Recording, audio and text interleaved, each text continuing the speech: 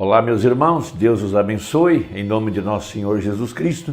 Estamos aqui para trabalhar juntos, eu e você, pela causa do Evangelho.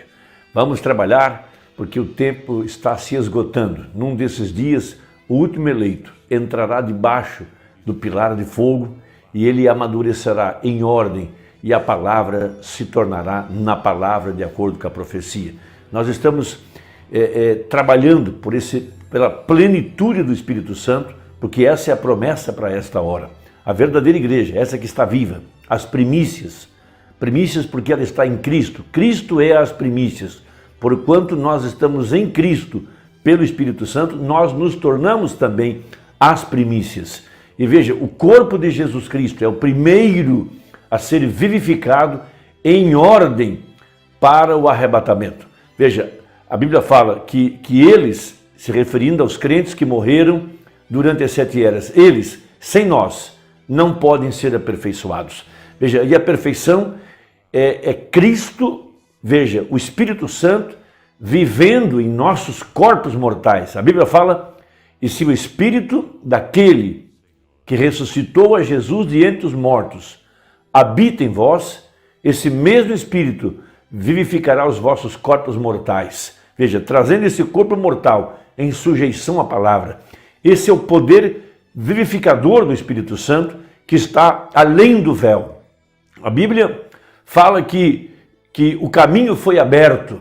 Veja, o véu foi rasgado, o véu da sua própria carne, deixando o caminho aberto para a verdadeira igreja nesse tempo do fim. O corpo de Cristo, a igreja, veja, o véu atrás do qual está morando a glória da Shekinah. Este véu de tradições tem sido rompido, este véu que envolvia o mistério de sua descida, o mistério do 7º selo, o mistério dos 7 trovões, o mistério da vinda do Filho do Homem.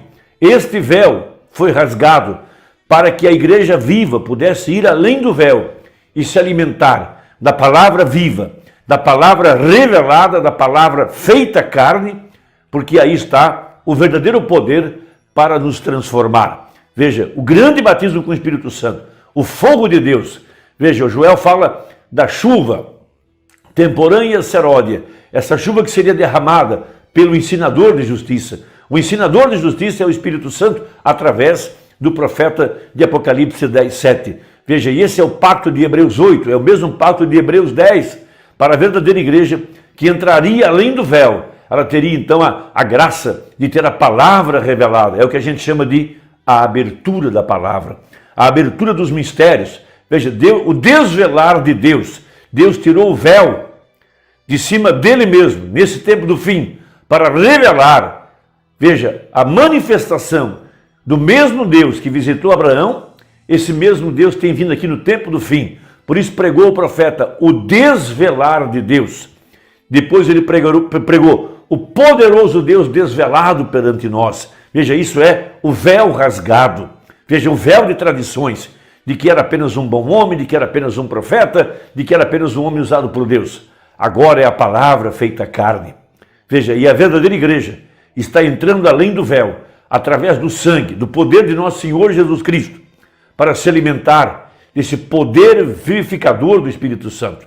Então, no capítulo 7 de São João, veja, no último dia da festa, veja, verso 37, e no último dia, o grande dia da festa, Jesus pôs-se em pé e clamou dizendo: se alguém tem sede, venha a mim e beba. Quem crê em mim, como diz a Escritura, rios d'água viva correrão do seu ventre.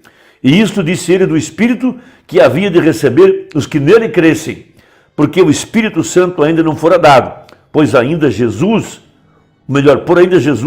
não ter sido glorificado. Então essa é a promessa.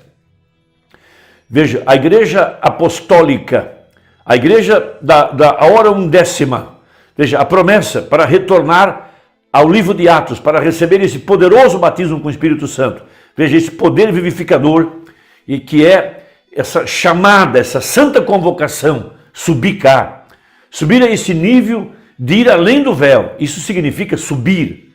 Nesta hora é ir a um estágio mais profundo. Veja, lá onde está o poder vivificador, lá onde está a glória da Shekinah, lá onde está a verdadeira plenitude do Espírito Santo para trazer a igreja a essa condição de fé para o arrebatamento. Uma vez o Mormon estava numa reunião onde Billy Graham estava pregando, era uma reunião dos homens de negócio no café da manhã, e Billy Graham estava pregando. E Billy Graham fez uma declaração a respeito do seu ministério e a respeito dos pastores que não visitavam as ovelhas. Veja, ele disse que ele ia numa cidade, fazia uma campanha e 30 mil vinham a Cristo. Um ano depois não havia 3. E ele culpou os pastores porque eles não visitavam as ovelhas. Mombrano, pensando sobre o tema, ele chegou a uma outra conclusão. Veja, as pessoas às vezes elas se conformam em fazer prosélitos, membros de igreja. Mas esse não é o propósito de Deus. O propósito de Deus é chamar o eleito, o predestinado, aquele que tem seu nome no livro da vida do Cordeiro, trazê-lo a Cristo e trazê-lo de estágio em estágio, do primeiro átrio ao segundo átrio, até onde está o verdadeiro poder do Espírito Santo, e incendiá-lo. Veja, vida própria, o próprio Deus agora morando em carne humana. Então esse elemento se torna uma unidade viva, aonde Deus está tabernaculizado. Não se trata de uma visita, se trata de levá-lo ao verdadeiro batismo com o Espírito Santo. Mas muitas pessoas se enganam e pensam que fazer membros de igreja é a meta, é o trabalho evangelístico que deve ser feito. Isso não leva a lugar nenhum. Há apenas mais um prosélito dentro da igreja. E Jesus, referindo-se a isso em seu dia, ele disse, veja na mensagem, o mensageiro do entardecer, parágrafo 204. Jesus se referindo aos fariseus. Vocês cegos, guias e cegos, vocês atravessam mares para fazer um prosélito e ele então é 2 vezes mais filho do inferno do que era quando começou. Veja, e isto é o que nós temos hoje. Billy Graham, quando eu assisti seu dia de jejum ali em Louisville, Kentucky, se pôs ali na frente, tão sério como o evangelista que era, ele disse, Paulo disse, aqui está o exemplo disso, Paulo ia a uma cidade e fazia um converso. E ele voltava um ano depois e tinha 30 daquele um.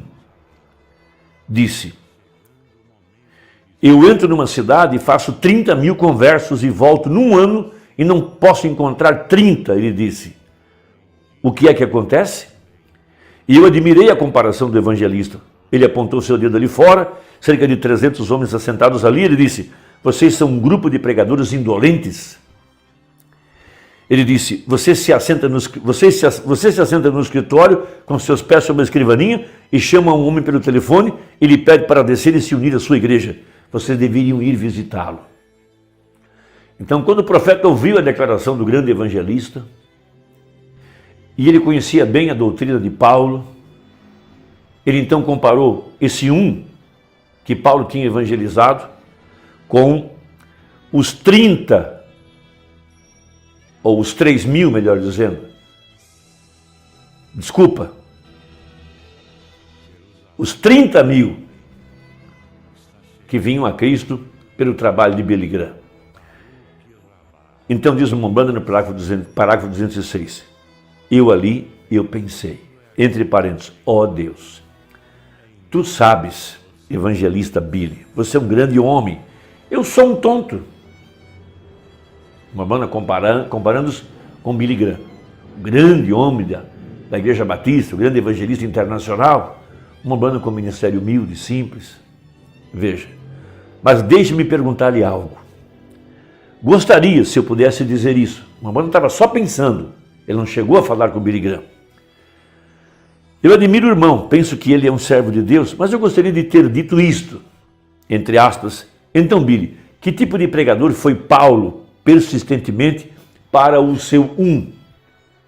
No caso, Paulo evangelizava um, quando voltava um ano depois já tinha 30, depois daquele um evangelizado. Veja, o que aconteceria? Paulo não só levava a levantar sua mão em uma decisão, mas ele os levava ao batismo do Espírito Santo, incendiava suas almas e eles não podiam se aguentar.